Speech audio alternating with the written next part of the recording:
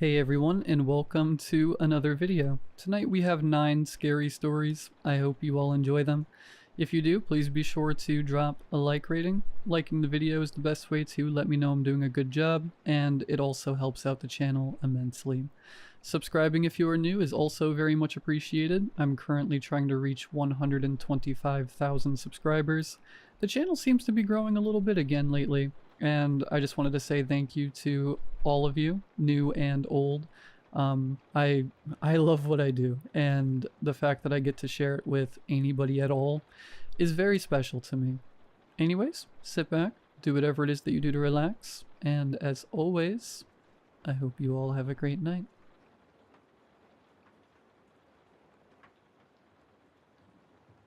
My cousin told me a curious thing once. "I don't believe in hell," he said. "There is no kind of pain that a person can't get used to, or even learn to appreciate." I've thought a lot about that. As long as we have the means to perceive our surroundings, we have the capability to appreciate it. If you've been on the internet long enough, you know what kind of absolutely vile things people have come to love. I don't believe I'm any different. It started back in 2016. I worked my second year as a lab assistant for a pharmaceutical company, a large Midwestern one with the blue sunflower logo. Lower end of the pay scale, high end of the benefits kind of gig. I didn't have that much going on in my life. It was just this endless cycle of overtime, sleep, and overtime again. I had an apartment on the 3rd floor. Modern place with a huge elevator and reflective glass in the hallways. They had a deal with the company and offered a rent cut for everyone who worked there, making it a sort of corporate hangout spot along with a home. I thought I was going to hate it, but I ended up appreciating it. But there was a fire. I don't know what started it, but it turned the 1st floor into an inferno.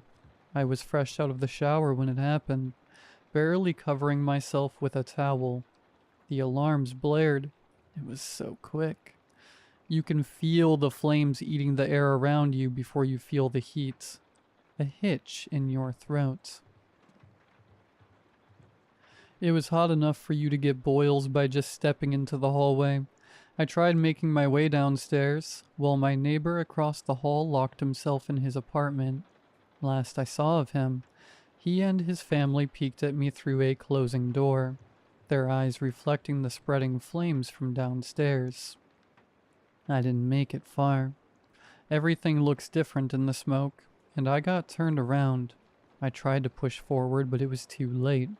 I knocked on doors, begging for shelter, but no one answered.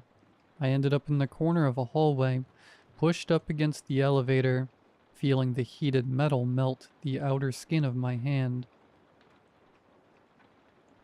Your throat closes up. You can see heat build on your arms, boils bursting like poxes. And before you pass out, you dissociate.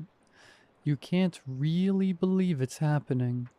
I knew I should have panicked, but I just shrugged it off. It wasn't real. It was like another world, another me. It wasn't happening. It couldn't be happening. I'd never experienced anything like that in all my life, so it had to be a hallucination. But that's the thing about experiencing something for the first time. You don't realize what it is. That's the best way I can describe it. Dying. I was only out for a couple of seconds, maybe half a minute before the firefighters found me. They dragged me out and wrapped me in a blanket. I had 2nd-degree burns all over, 3rd-degree in some places. Those hurt less. It burns through the nerves. You don't feel that until you start to recover. Waking up was unreal. I didn't understand that I'd been bandaged all over my head. I just thought they'd turned off the lights. I couldn't feel a thing, courtesy of a more than generous corporate health insurance and an even more generous dose of morphine. I remember someone talking to me, but I could barely hear them on one side. An eardrum had ruptured.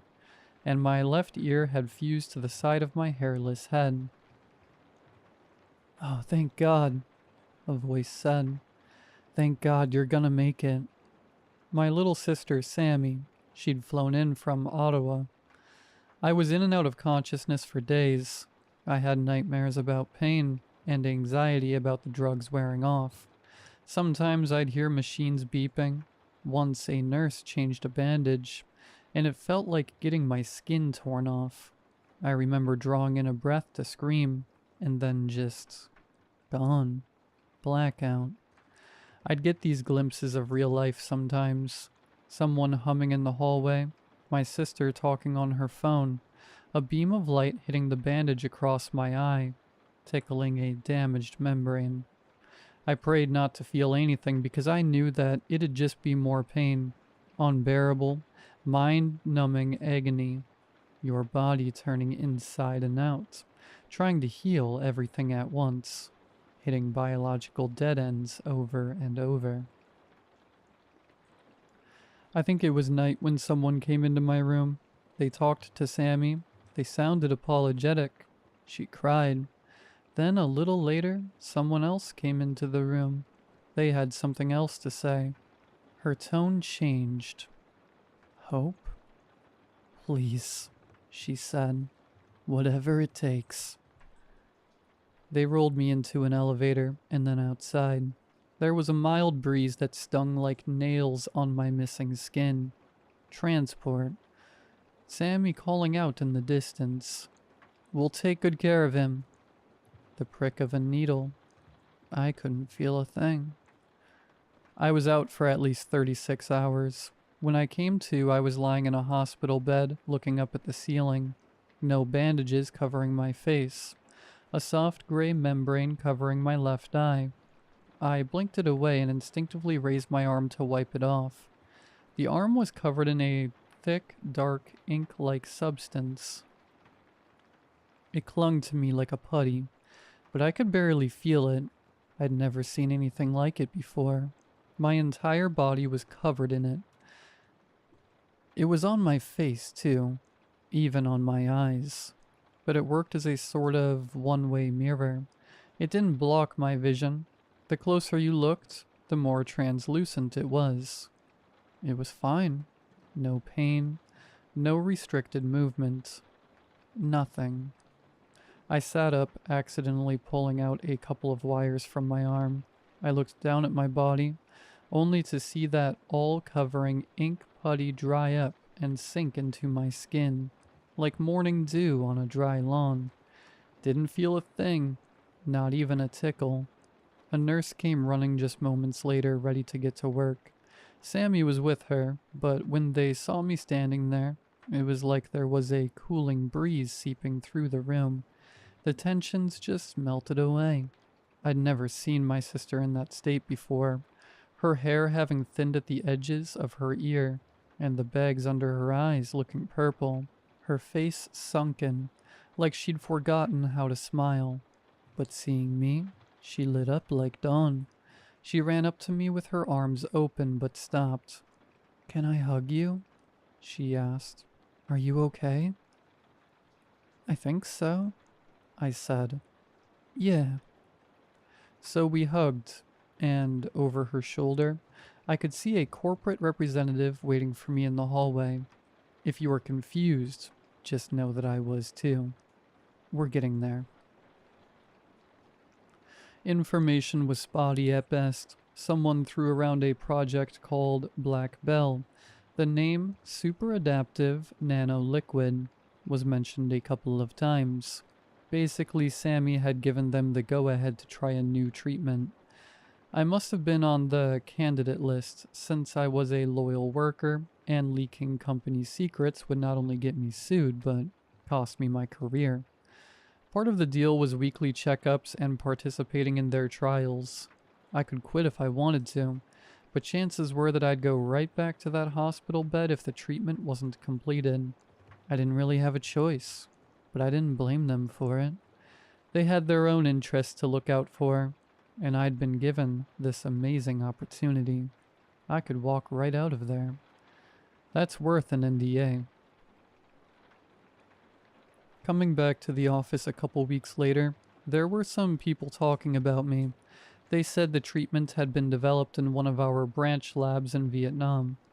It had been mentioned in a couple of memos as something tested in relation to vacuum treatment and low oxygen environments.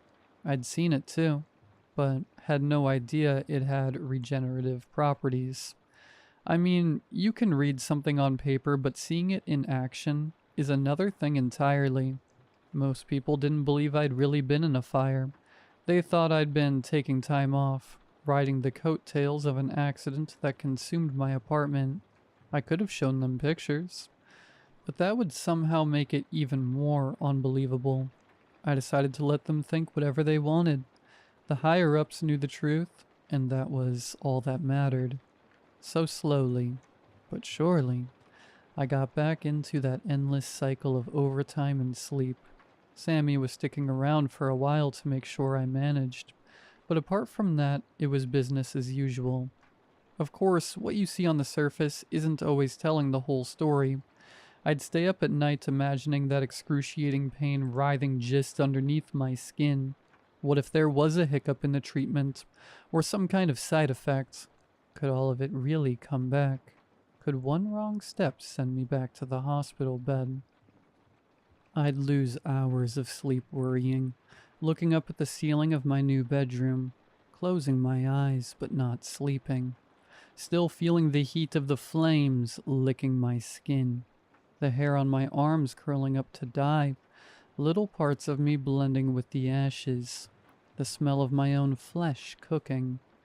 I couldn't stop thinking about it. It was 2 weeks into my new routine when I had my first panic attack. Someone brought in a birthday cake to work, and they blew out the candles over lunch. There was something about the faint glow of fire reflecting on their skin that sent a spiral of thoughts rushing through me. Heat.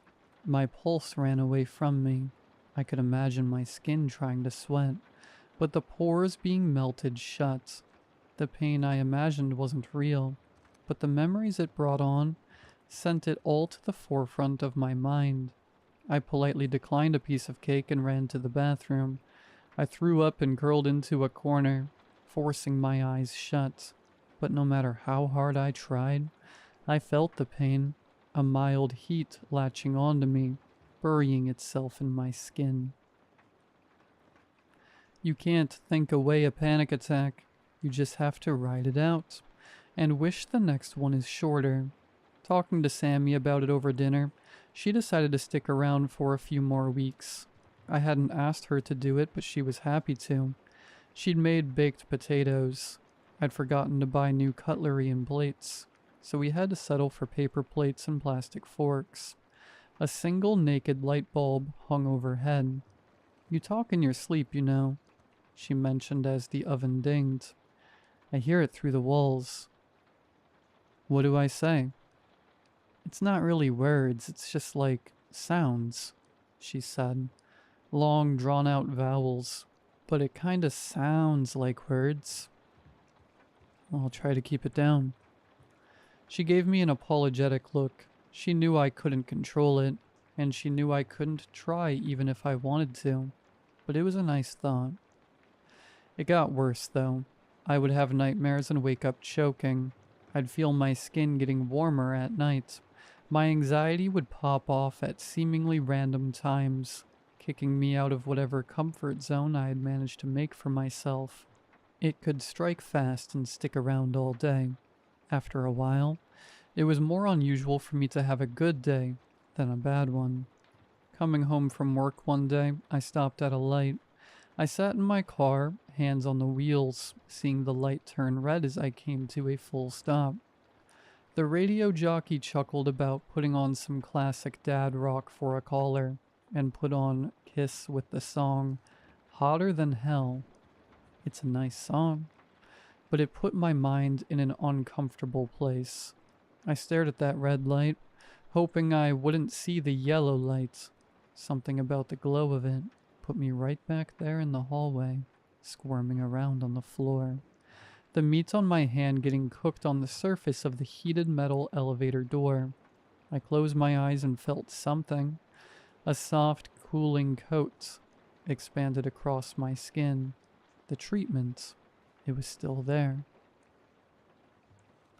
I remember someone honking. Maybe the light had turned green, but I couldn't risk looking. I couldn't open my eyes. Maybe it would hurt. Maybe it had all turned dark. 100 maybes, locking my hands on the steering wheel and keeping my eyes closed. Then, a flicker. It's like I manifested it. A spark reacting with my skin. Fire. It must have looked like an explosion, all the air getting sucked out at once, breaking the windows. The car popped from the released pressure as the entire car lit up. Ungodly pain. I couldn't scream. A single flame danced on my eyes as they fused shut. Nerve endings exploded with agony as the bones on my knuckles exposed themselves to the open air. It happened so fast. Like someone shutting off the lights inside your mind one by one. Sight, smell, hearing, taste, touch, thought. You can't breathe. There is no air. You don't know what you're doing. You can't feel yourself. Are you standing up? Sitting down? Impossible to tell. They say I was completely engulfed in flames for a solid 2 minutes before a passerby managed to pull me out of the wreckage. They said I was covered in a black liquid, which they thought was motor oil. I was dropped onto the pavement and the flames were put out by bystanders. The treatment kept me alive through all of it. Alive, but suffering. It kept me on the edge of life, not allowing me to cross over. And the agony stuck with me for what felt like an eternity. But eventually the sirens came. The EMTs would never hear of what would be a second miraculous burn victim recovery. I'd walk out of that hospital a couple of days later without any questions asked. The treatment put me right back into square one. Perfect physical condition, with a couple of mental asterisks. Well, the firefighters didn't understand what happened. The corporation did. Apparently, my ceaseless obsession with fire was triggering an adaptive reaction. Basically, I was tricking myself. By thinking so much about burning, it became the normal state of being, and the treatment adapted to it. It basically thought I wanted to burn, so it set me on fire. At least that's how it was explained to me. Knowing the cause of the issue helped, but also not. It's hard to put yourself in a state of mind where you're not allowing yourself to think certain things. It's like biting your nails or picking your nose. Thinking of how you can't do it makes it worse. Knowing that thinking too much about this one thing might cause a fire was all-consuming as the flames themselves. Sammy didn't leave me, though. She figured out a couple of things we could do to alleviate stress. For example, I could start sleeping in the bathtub, and we could remove anything flammable. No drapes, no plastics. We also kept a fire blanket nearby. It was uncomfortable, but you can get used to anything. It was nice to know that it was there in case I needed it. A precaution. It puts you at ease, and you stop obsessing over it as much. I'd go to weekly checkups. They'd had me fill out forms, rating sensations and experiences on scales from 1 to 10, and rarely too often. A lot of it was generalized questions, but a couple of them were specifically made for me. These questions didn't have a standard answering sheet. There'd be some overpaid academic listing off questions with a nonchalant smile. Every week, a different smile, but the same attitude. I got the impression that I wasn't the only one testing this treatment. The questions they asked implied that others were having trouble as well, but in completely different ways. Multiple choice questions like, how often do you forget to breathe? How often do you forget to sleep? How much has your sense of touch diminished? With possible answers ranging from hourly to monthly. I made more adjustments in my everyday life. Fire blankets, extinguishers, Once I filled the tub with water before sleeping, as I felt an episode coming on. The ink would seep out of my skin to keep me from going hypothermic. It really was adaptive. Sammy did her best to help, but something she said stuck with me. As I was heading to work, she took some time cleaning out the tub. I asked her if she was okay doing that. "It's not that different from changing bandages," she said. "You gotta adapt either way. At least there's no pain, right?" Trauma seeps into you like a poison. The bad days become the new normal, and the good days become this impossible deal you strive to get. That perfect day without that sinking feeling in your chest, where you can sleep a little longer without waking up tired, where you can say you had a nice dream and can afford to put some effort into caring for yourself, have that extra long shower, the freshly pressed clothes. But I couldn't do that. I'd be balancing on the edge, ready to burst into flames. I wouldn't wear my best clothes. I'd stay in the tub at night. I would keep my distance from my sister and my coworkers. All these little things you do to keep yourself from becoming a problem. And even then, things would spiral out of control. It happened once as I was going from the supermarket to my car. I didn't even know what made me snap. Suddenly, it was all just fire. I burned all my groceries and was left exposed in the parking lot, covered in ash and writhing in pain. It was a short enough burn for my nerves to stay, making me feel every boil and crack in the skin, blood and soot on the concrete. The most embarrassing time it happened was at work. I felt it coming, and I hid in the bathroom again. As the flames burst out, the fire alarm tripped. Sprinklers came on. I got a nasty burn, but not as bad as the other times. I could still walk out of there. I draped myself in a jacket and had to walk out in front of all of my coworkers, naked from the waist down and covered in boils. After that, I was put on paid leave while my treatment continued. We were going to work out an action plan with a therapist, but they had some trouble getting one that was accessible at this level of corporate secrecy. So while it dragged on, all I could do was wander around and try my best not to think of something that could burn my house down at a moment's notice. It was getting to me, and I suspect, to Sammy as well. One night, it happened in the bath. I had an awful dream which shook me right awake. The bathroom was pitch black. Despite my eyes being open, it was dark. That it spiraled into this thought of my eyes having fused shut. It pushed that first domino in my chest, and by the time I got out of the bath, I was on fire, casting crawling shadows along the walls. Sammy came running. She tried to help, but ended up burning her hands. I pushed her away, giving her another burn on her neck. I pulled myself into the bath and turned on the water. It's hard to do when you don't have any skin on your fingers. Blood is slippery, and the knobs in the shower can be a bit finicky. The fire alarm was going crazy, but Sammy managed to turn it off.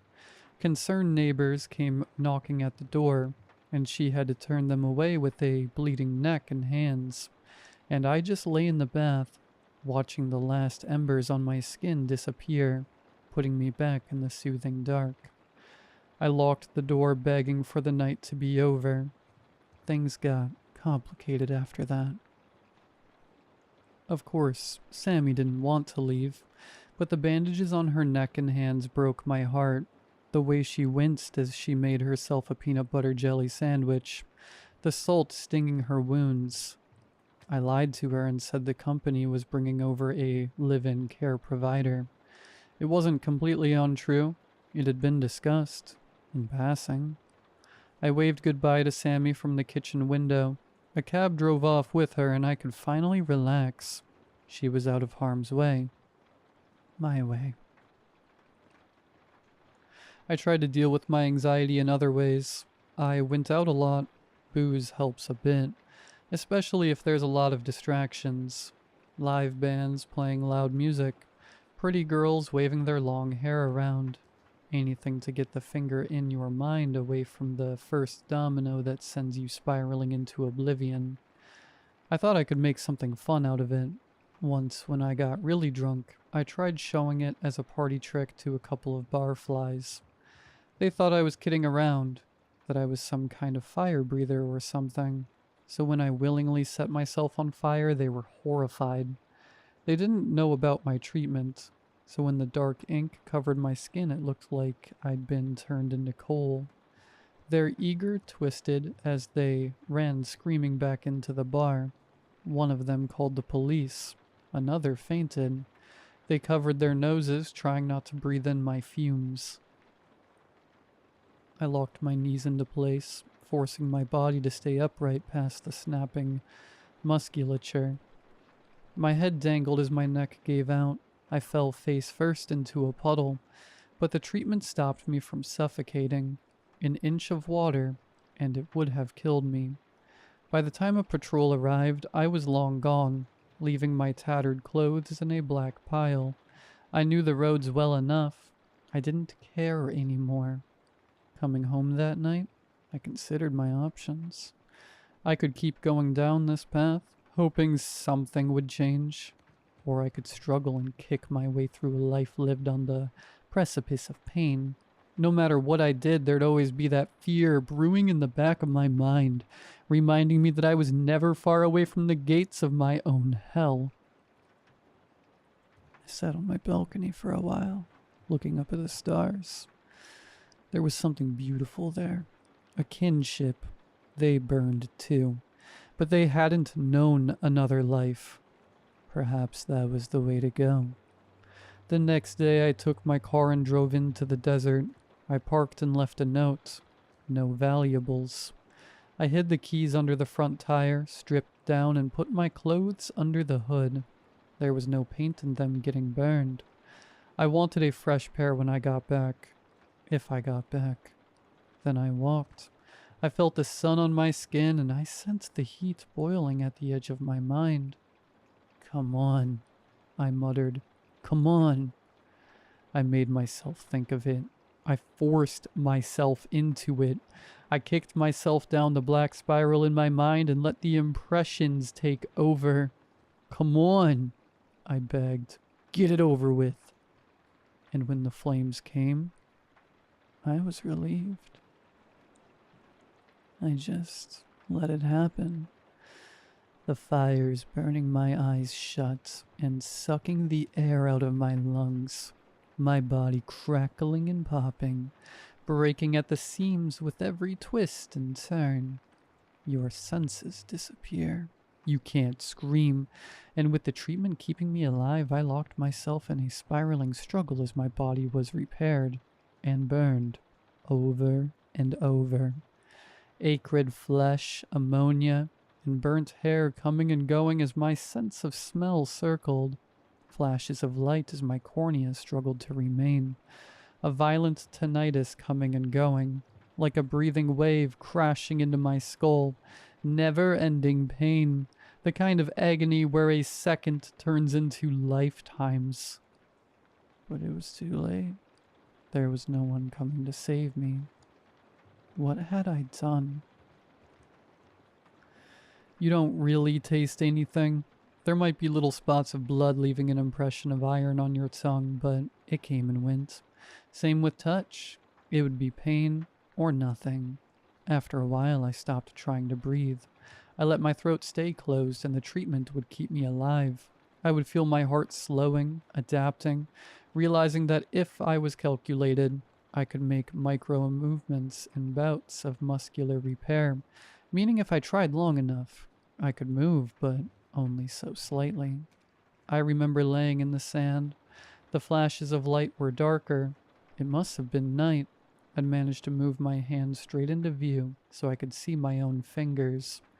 There'd be darkness, a little light from the moon, a flash of clarity showing a coal-wrapped, skeletonized hand.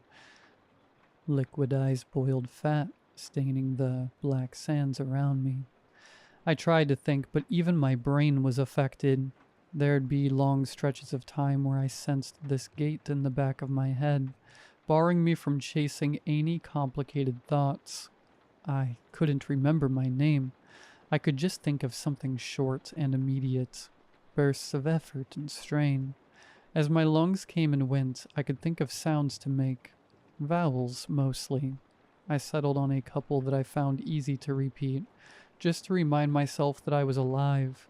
E and O sounded particularly nice. E-O, E-O, E-O.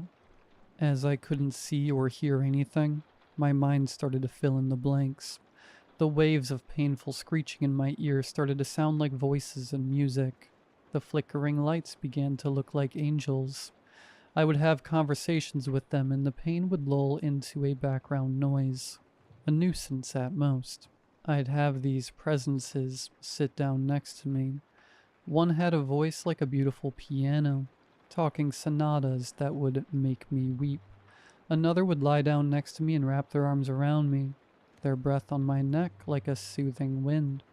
They'd whisper of beautiful places and far-off lands, a beach where no one is alone, an island paradise where the sands are pink, a tree that reaches for the moon wanting to go home, little stories and melodies playing in the fire, begging me to stay.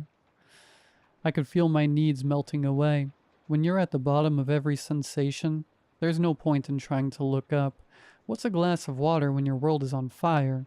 What's a night of sleep when you're living in a nightmare? I let it all go, embracing the pain. It was so easy. After a while, I realized I could direct my efforts, like managing a switchboard. Keep the eyes off, I'd think.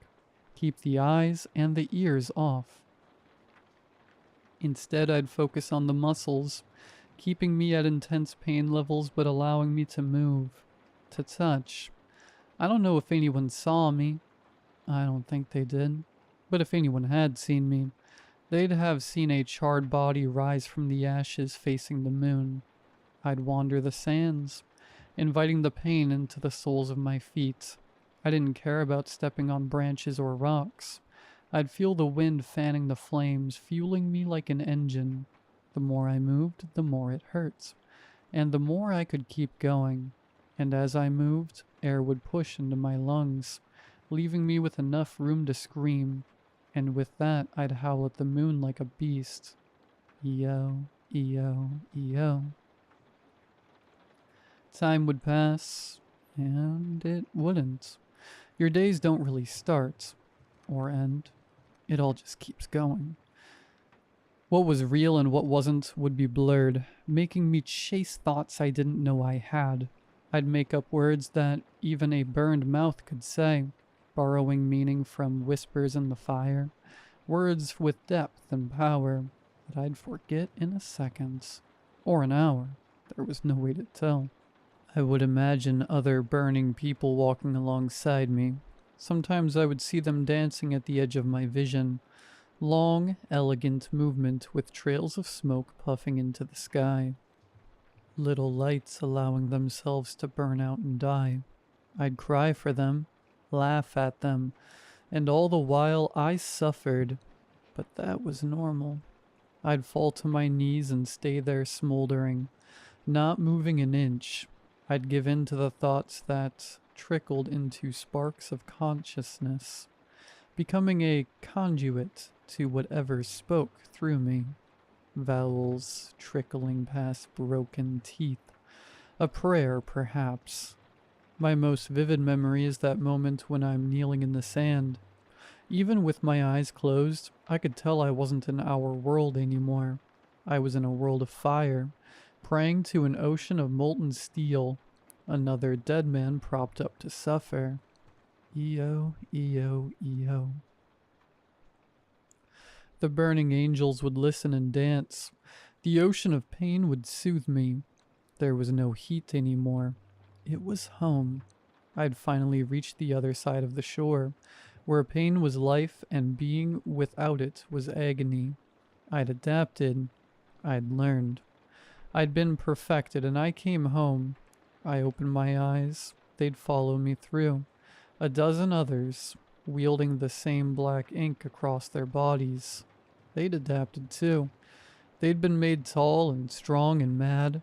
They'd wandered other worlds, exposed to other horrors, and they'd been made grateful just like me. Brothers, sisters, a family carved from agony and blisters. I'd go from ecstasy to ceaseless horror.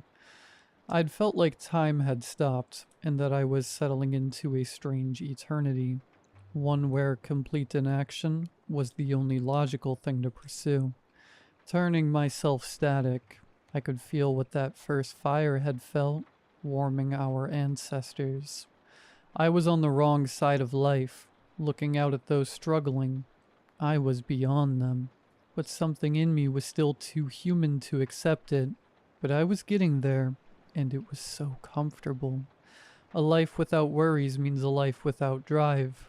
But is that such a bad thing? Then a drop of water. I didn't feel the first one, but as the rain gathered, the flames died.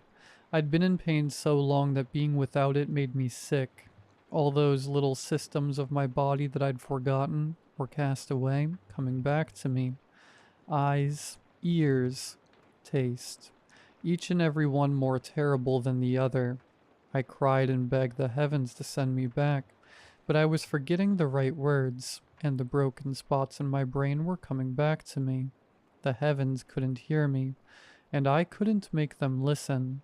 I lay there for hours, hoping I would dream myself back to that other world where I belonged, but I'd lost it. My car had been towed. People had looked for me, but they hadn't found me. All in all, I figured I'd been gone for a couple of days at most. Turns out, it was 16 days in total. A lot of people thought I'd been kidnapped or killed, and for the second time in less than a year, Sammy would see me come back from the dead. The treatment was deemed too dangerous. They didn't specify why. Maybe the discussion with the therapist got a little out of hand when I started to talk about ink-covered angels. Or maybe it was my desire to put myself back on fire. Either way, they had a kill switch to deactivate the entire thing, and they used it. Made me cough up something akin to a metal glob. They put it on a metal tray and moved it to a liquid nitrogen container with a stylized blue sunflower logo.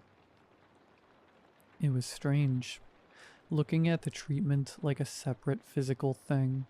It had been part of me, and losing it felt like removing a vestigial organ. I knew I should have felt different once it was off, but I didn't. I still had the same thoughts, the same problems, but now that I thought about the fires, I didn't know whether to long for them or cower in fear. Maybe both. At least I don't have to worry about hurting anyone. I was still on paid leave. I moved in with Sammy for a while just to get a change in environment. I met some new people and grounded myself a bit. It's so easy to lose sight of the little things when your mind is in 10 different places. Sometimes you don't need much to make your day. A pat on the shoulder, a cool drink after a long day. The little things can do wonders. I eventually made my way back home. I returned to the office. I got a new place that didn't have a bathtub. I started talking to people without shying away, and I'd keep my eyes on the traffic lights when I came to a full stop. I'd cross the line where pain didn't scare me anymore. When you have known what I know, everything else seems dull in comparison, and if push comes to shove, I've lived through the worst of it. I wouldn't mind seeing it again someday. This was years ago, and my life looks very different today. I'm engaged and I live in a new town, new job, same company. I got a dog. But even now, as all things lull into a new normality, I think of those days. On the darkest nights, I can picture those ink-covered beings out there, watching over me from afar, waiting for me to remember and come home. I fear I might still have a part of me stuck in that place, that someday I'll just snap. And I don't know what's worse, To be paralyzed by fear, or to long for it. Much like my cousin, I don't believe in hell. I don't think we can suffer forever. And sometimes when it rains, I long to burn.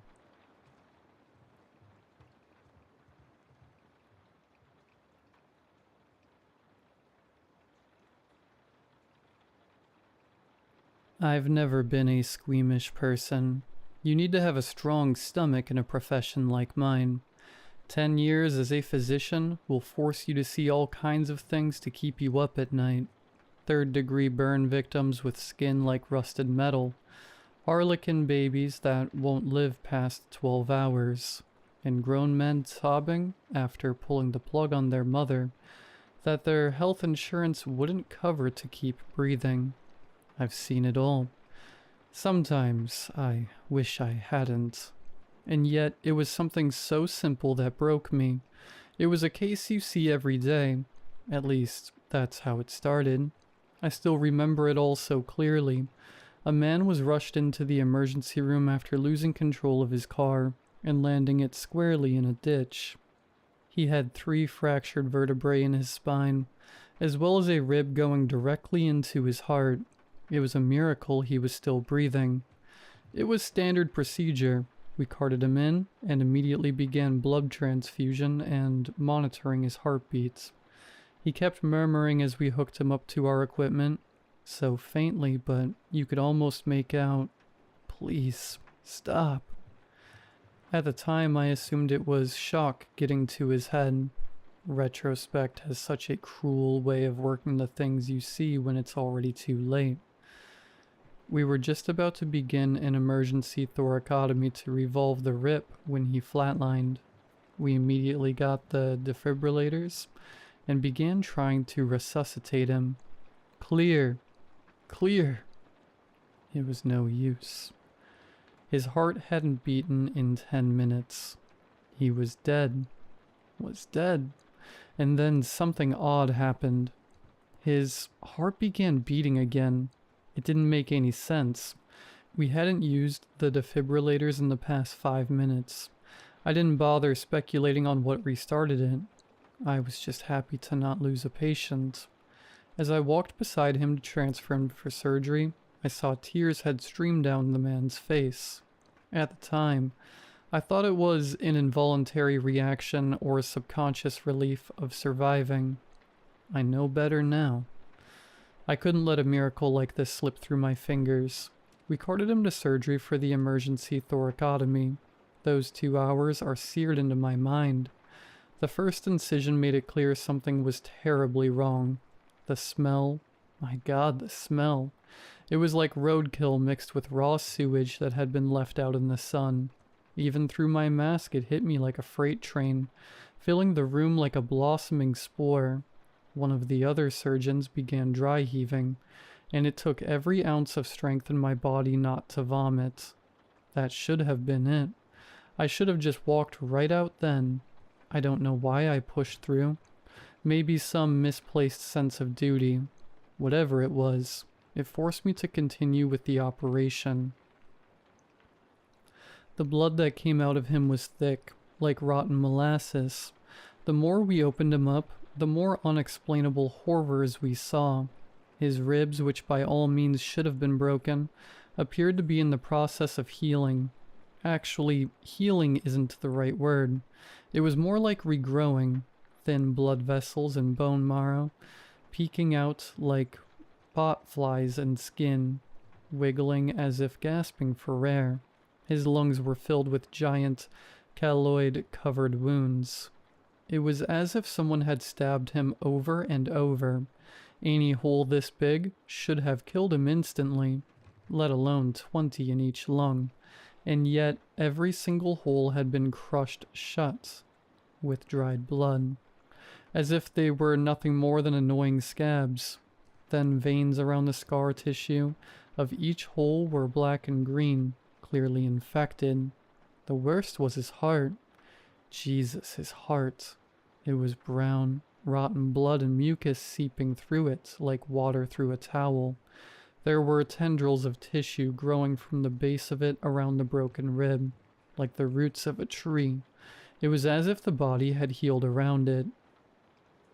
Each tendril was throbbing, slowly burrowing into the bone, anchoring it in place. A silence fell over the room for what felt like hours, but it was probably only a minute or so. What? What am I looking at? The other surgeon's voice was shaking. I'd never heard him so scared before. Necrosis. This is not necrosis. I've seen necrosis. It doesn't turn your blood into syrup. The smell in the tissue as well as the discoloration indicates necrosed tissue and sepsis. We'll treat the sepsis and remove the dead tissue after we remove the obstruction. Necrosis from what? The rib has only been in there a few hours. There wasn't enough time for any of that tissue to die, let alone rot. And besides, look at his heart. He shouldn't even be breathing. We can speculate later, but right now our priorities are keeping this man alive. Scalpel. He handed me the scalpel, and I slowly began cutting the tendrils that had latched onto the bone. With every incision, a small hiss would emanate, screaming like a dying animal. It took hours, but we finally got the rib removed, along with some of the necrosed tissue. There was no way to get all of it out at once. There was no way to get it all out at all, actually. How were you supposed to remove 2 lungs and an entire heart and expect someone to live enough to perform a transplant? The best we could do was hook him up on some incredibly strong antibiotics and pray that worked until we came up with further treatment. That treatment never came. 2 nights after I sewed him shut, the man jumped out the window of his room. He was on the 11th floor, or in other words, roughly 110 feet above the ground. I wish I had stayed behind when we all ran to the parking lot that day. His body was writhing reddish-brown mess. Screams of what sounded like at least a dozen men emanated from the air, piercing the ears of everyone near it. His ribs stretched like millipede legs, scratching at the cement of the parking lot, trying desperately to get traction. His spine flailed like an unmanned watering hose. The worst part was the face. His head had been partially crushed from the impact, and his upper face was still mostly intact. His eye, ever so slightly pushed out of socket, looked at me, begging, pleading, praying to be put out of its misery. There was something else in there. Hate. Red-hot, boiling hatred for me. Me. My God, the way it looked at me. That bloodshot abyss poured into my soul, into my very being. I could practically hear it scolding me, screaming at me. You did this to me. You kept me alive. How dare you think you could do this to me? Look at me. Look at what you've done. I didn't even realize I was screaming till the police came. I don't really remember what happened after that.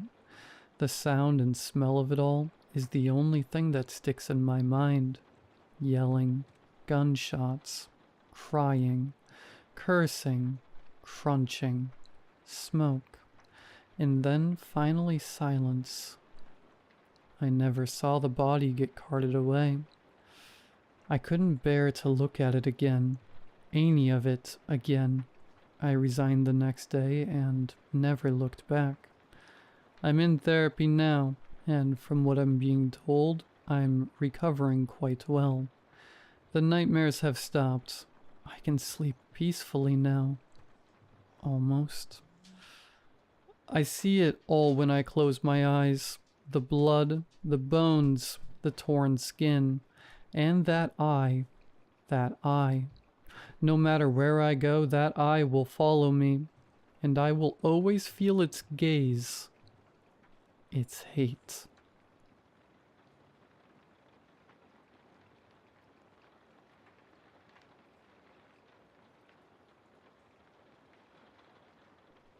The cold metal ground hurt my back to lay on. God, I hate back pain. Wait, why was I sleeping on the ground? In fact, I don't actually know where I am or how I got here. Have I always been here? I have no memories before this exact moment, yet I felt my developed brain's instincts. I felt my consciousness. I felt my fear.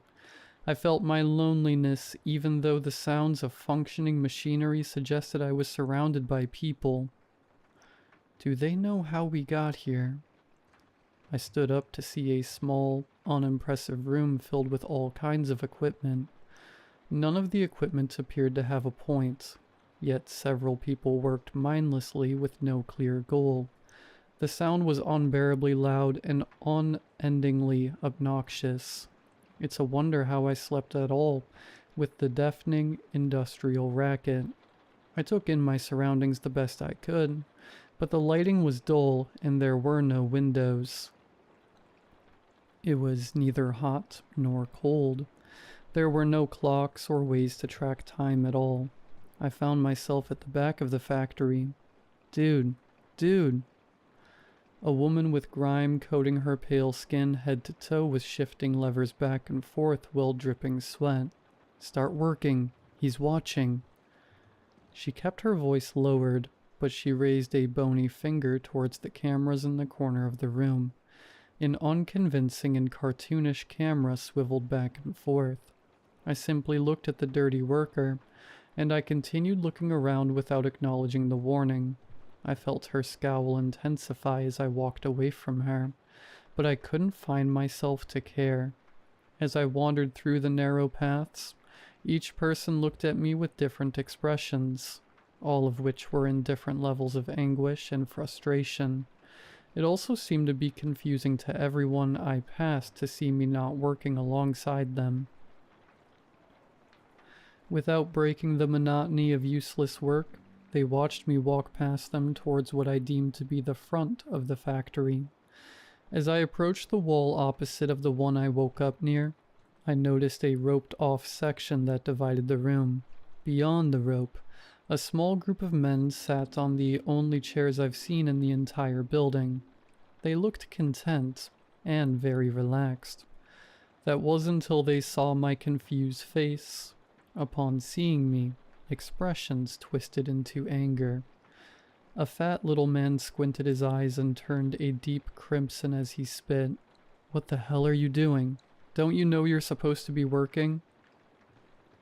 "No, not really," I answered honestly. The worker closest to me shot her head up to see who dared to speak back to the clique behind the rope. "This guy." Another ghostly white man groaned. "He's lucky we're not ripping hearts out anymore." Ripping our hearts? As the question escaped my lips, they chuckled at my ignorance. "Yeah, kid, get back to work," another man hissed. "So you aren't ripping out hearts now? Why should I work?" I asked. "Oh my God, you're still here?" The fat man wailed in rage. "If you don't do as we say, the boss will send you to the basement." Gasps from behind me suggested this isn't the first time they've threatened people with the supposed horrors of the basement. It, however, did not impress me. Who's the boss and what happens in the basement? Simply asking the questions seemed to make everyone in the room uncomfortable in different ways. The man behind the rope only got angry. My lack of blind allegiance baffled my peers as much as it did the men. The boss created all of this. Just like what you see here, there is also an upstairs and a downstairs. A voice explained just out of sight. The man speaking was so far behind the rope, he was covered in shadows. Everyone shut up to listen to him, so I concluded he was likely the highest authority in the room. "If you don't work, the boss will send you to the basement to have your legs broken." "Oh wow, that's messed up," I responded. No, he's the most loving guy in the entire factory. He made everything you see around you." the shadowy man corrected me. But you guys were ripping out hearts for him, I asked. Well, yeah, but his son used to work here. He let us rip his heart out after a few years so that we never have to do it again, he said, completely serious. We use this knife, and that's why we all hang a tiny golden knife around all our necks, he said, pulling the symbol out of his shirt. Wait, so the boss required you to rip out hearts.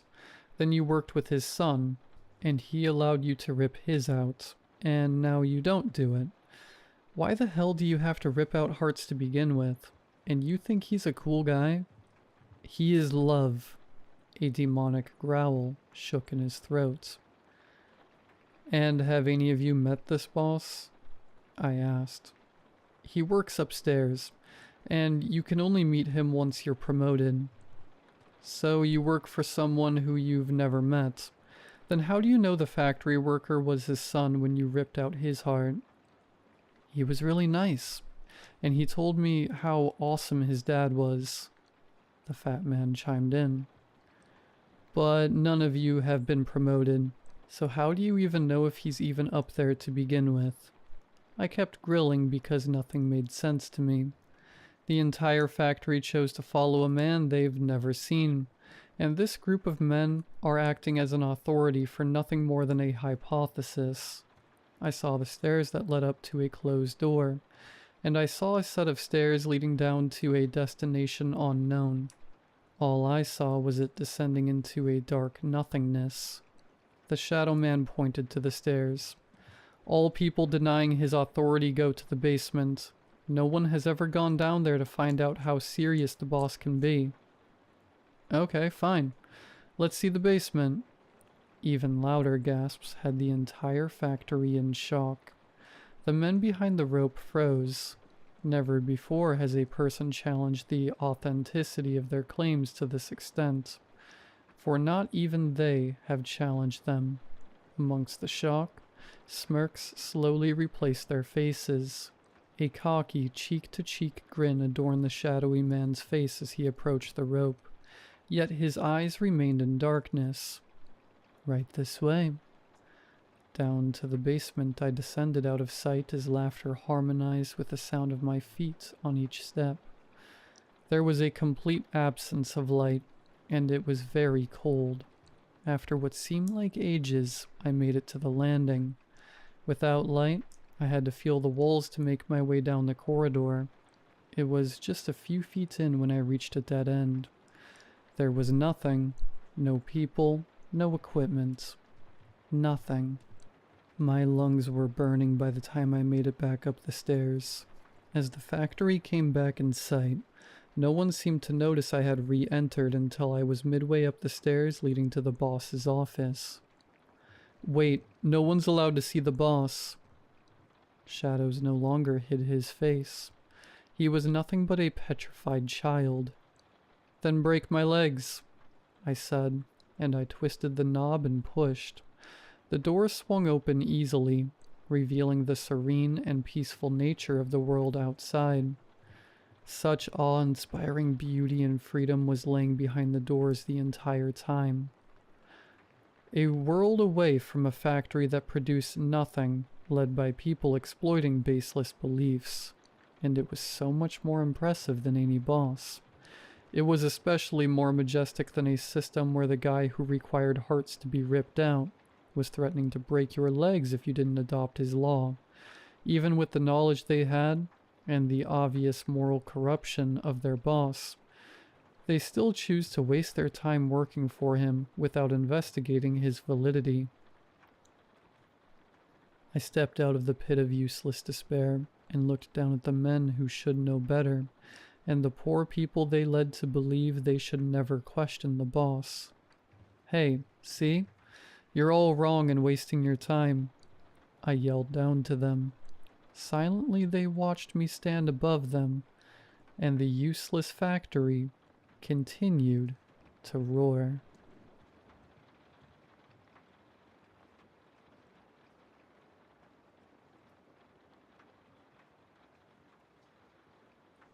My friend Carla had a knack for giving you exactly what you needed, even if you didn't know it yourself.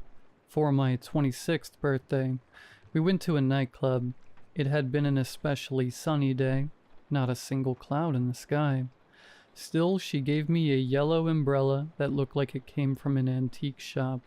I thought it was ugly and absurd, especially since she knew I hated bright colors. But as we stepped outside, an unexpected downpour started, even though the forecast had promised clear skies. At Christmas, she gave me a gift card for a store. The very next day, a website glitched, offered all merchandise at 90% off. With the $50 on her card, I bought thousands of dollars worth of clothes. And that was nothing compared to her gift at her nephew Lucas's christening. She gave the baby a black cat, fully aware that the mother, her sister, was allergic. It all made sense 2 days later when the cat caught a huge rat crawling in through the baby's room ventilation. Apparently, the child had been having health issues related to infections, and thanks to the cat, they discovered the source and fixed it once and for all. Everyone in our group noticed those strange coincidences. We used to joke she was a witch. She'd just laugh and say it was luck, that her method was simple. She flipped a coin 3 times. She did it to decide which store to enter, what to buy, even what time to leave the house. If she got 3 heads, she went ahead. If not, she changed the plan. We always laughed at that, grateful for her gifts. But something changed this year.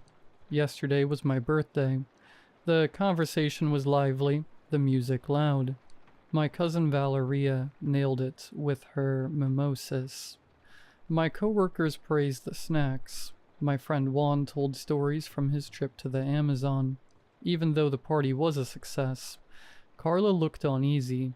She sat in the corner of the couch with a glass full of wine, not speaking to anyone. That was unusual for her. She was normally outgoing and full of light. She kept glancing at the hallway, the window, the stairs, as if expecting something, or someone, to appear out of nowhere. I walked over and asked if everything was okay. She looked nervously at her gift, stacked with the others. She said she'd felt off all day, a tight anxiety in her chest. She couldn't explain it. Then she admitted it had something to do with her gift, that she was embarrassed about it.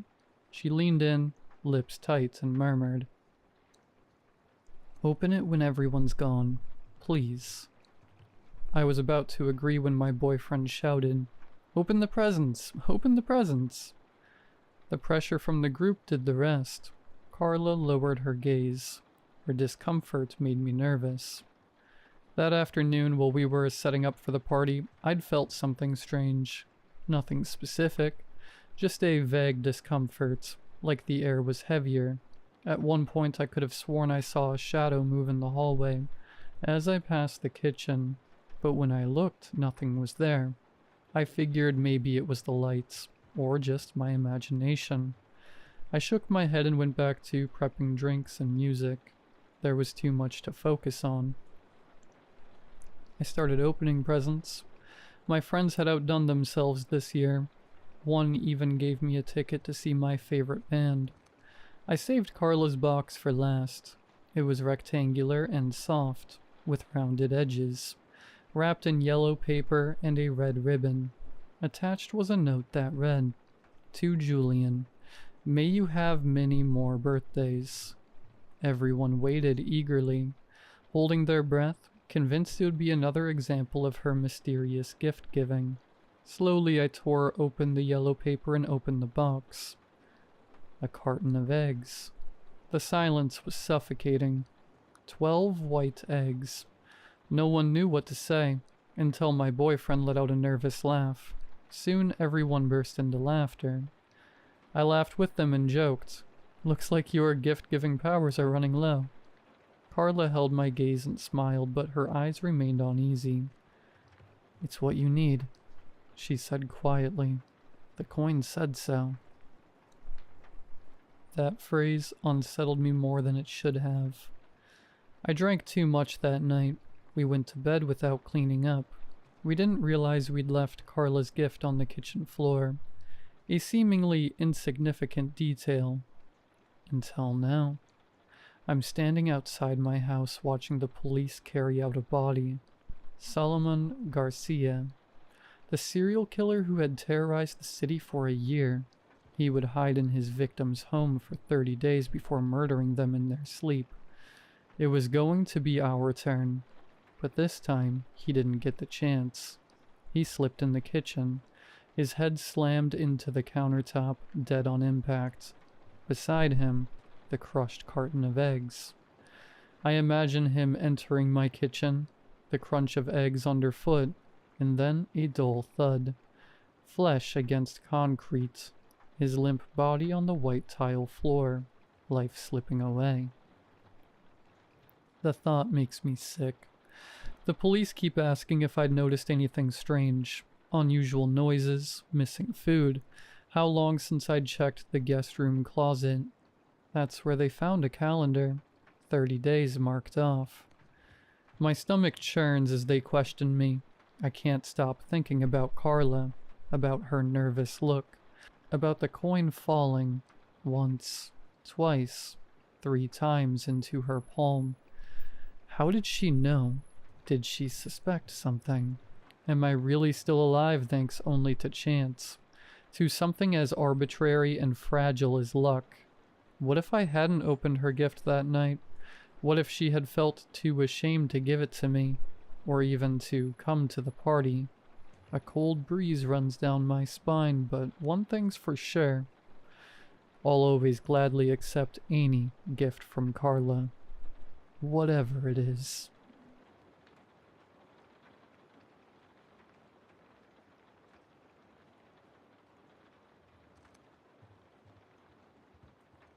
I always double check the lock on our apartment door. Not because I'm paranoid.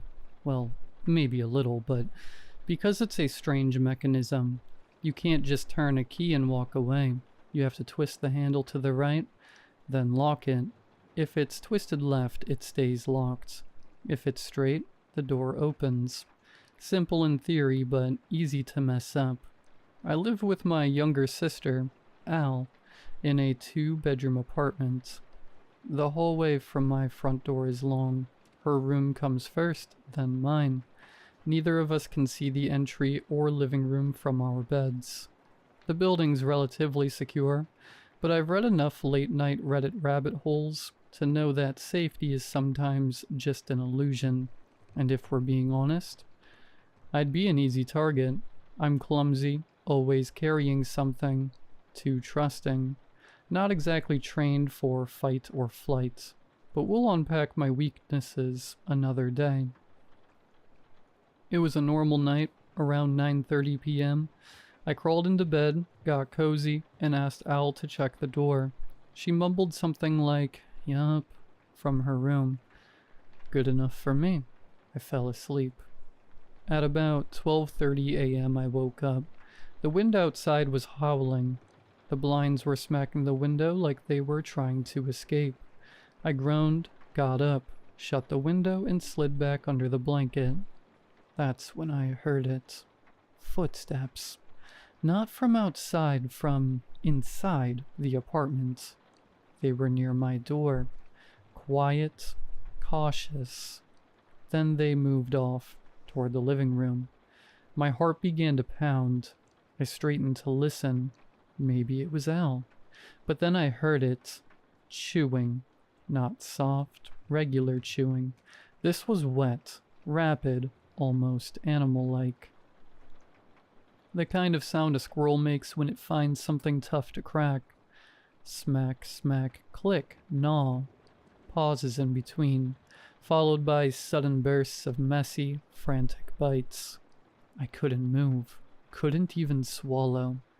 Then came the familiar creak of the sofa. Something, or someone, had sat down. I listened harder, barely breathing.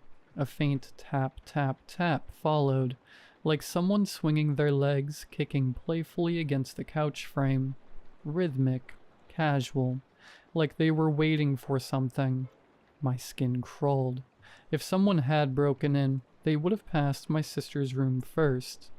Was she okay? I needed to get to her, but the thought of stepping into that hallway, with whatever that was just meters away, made my body lock up in panic. Then the chewing stopped and the footsteps came back. This time they were heading to my door. Each step was deliberate, heavy but slow. The kind of walk that says, I know exactly where you are. I had to think fast. There was a smart lamp in the living room I could control from my phone. Shaking, I reached over and opened the app.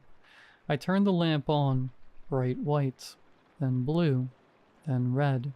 Flicker, flicker. Distraction. Please work. The footsteps paused. Then they turned around back to the living room. I didn't wait. I slipped out of my room and crept into Al's. Her door was closed, but I eased it open with shaking hands. She was there, sleeping soundly. I rushed to her side and shook her gently but urgently. Get up. We need to go. Quietly. She blinked, still groggy, but something in my face made her nod. Together we crawled to the hallway.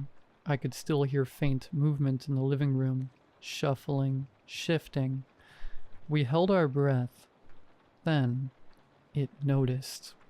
The footsteps stopped, and then came the sprint. It charged. The footsteps thundered toward us with a speed that didn't feel human. We screamed. I yanked open the front door and we tore down the hallway toward the elevators. One was already waiting. We jumped in, slammed the ground button, and the doors began to close. And then, just as they were about to shut, I made the mistake of looking back. Standing in the hallway was someone who looked just like me, except half her face was wrapped in gauze, stained dark with fresh blood. Her head tilted, slightly too far, her arm lifted, elbow bent at the wrong angle, like a puppet trying to mimic something it didn't understand. And then, she smiled. Not wide, not dramatic, just enough to show she knew I was watching. The doors closed. We got outside and called the police. What followed was a blur. Questions, searches, officers walking through our apartment with flashlights. They found nothing. No forced entry, no signs of tampering, nothing out of place. They said maybe we were dreaming, maybe we imagined it, maybe stress had gotten to us. But I know what I saw, and one thing has kept me up ever since. Even in the chaos of getting out, I remember looking at the lock. It was still turned to the left, which means the door had been locked the entire time. So how did she get in? And worse, what if she never left?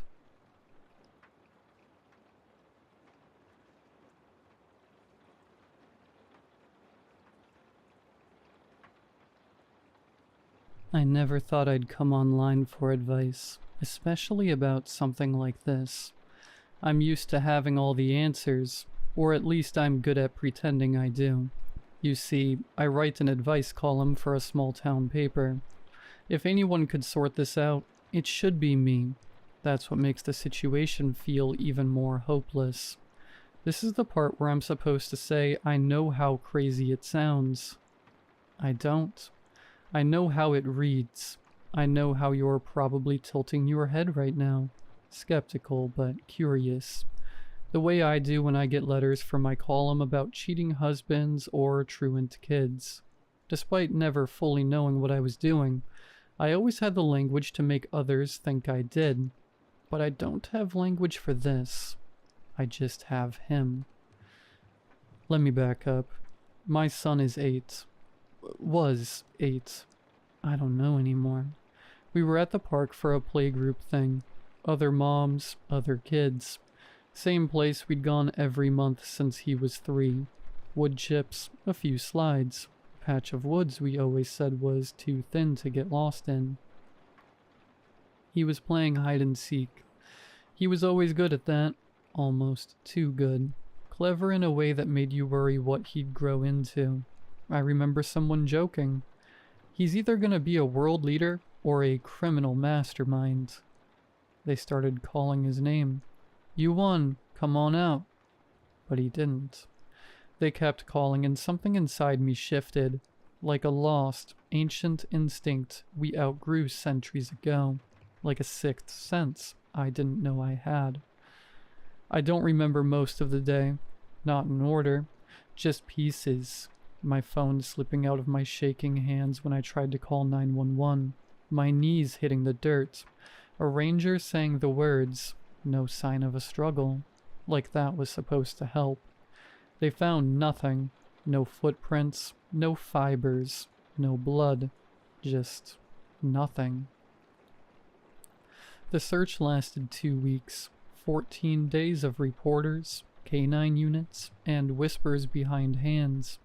14 nights of dreaming about body bags and waking up to check his room. I kept the door open, like I expected him to just appear again, curled up in his sheets, annoyed I was making a fuss. And during that time, I became a shell of a person, voice raw from screaming his name, feet numb from chasing shadows, and eyes dry with no tears left. If you never lost a child, I don't think it's a feeling you can put into words. The regret, the devastation, the anger, the emptiness, the fear, the agonizing, burning self-hatred. You can try to sympathize, you can try to understand, but you never will. 2 weeks later, I got a call at 3:12 a.m. They'd found him walking along a logging road 6 miles from the park. He was cold, disoriented, but alive. When I saw him at the station, I melted, just dropped. My body shut down with relief. I hugged him and he let me, but he didn't hug back. He was in shock. I knew that. The officer said as much. This would take some time. The first night back, he slept in my bed. I watched him breathe like it was the most fragile thing in the world, holding his little body in my arms. I remember whispering, "I'll never let you go, ever again." I meant it then. Now I'm not sure who I brought home. It's little things. That's how it always starts, right? Little things you tell yourself not to notice. He doesn't remember where he was. That's what they told me to expect. Trauma, amnesia, some protective thing the brain does. But it's not just that he forgot. It's that he doesn't seem to think there's anything to remember. He stares at me blankly when I ask. Not confused, not scared. Just blank. Like the questions in a language he never learned. He struggles with showering, getting dressed, anything that involves changing clothes. I had to compromise by letting him shower in his underwear, or else he won't even touch the water. He walks like he's copying someone, every step a second behind. He hums to himself now, but not songs I recognize. Just slow, disjointed notes out of tune. It's been weeks and these new habits still haven't went away. He calls me Mom, but it doesn't sound right. Like the shape of the word is right, but the soul of it is missing. Like hearing your name from a stranger pretending to know you. Last night I caught him standing in the hallway, not moving, just standing, staring at the wall like he was listening to something I couldn't hear. When I asked what he was doing, he said, "Making sure no one's here." I laughed. I don't know why. It wasn't funny. It just short-circuited my brain. I told his therapist. I was careful.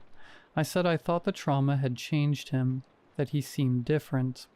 She said that was normal, that kids process fear in strange ways. I nodded and pretended to agree.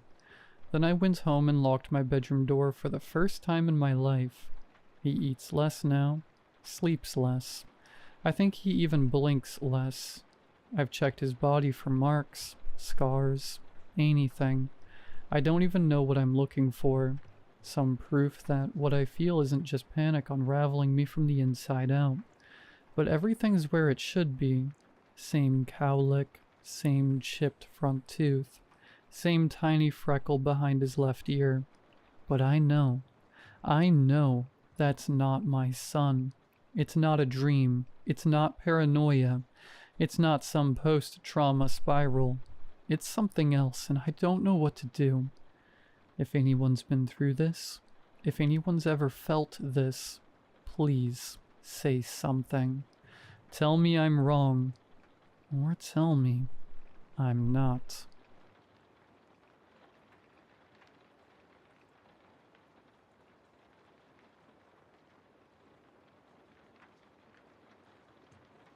The internet is filled with stories about people who clip out of reality and into somewhere else.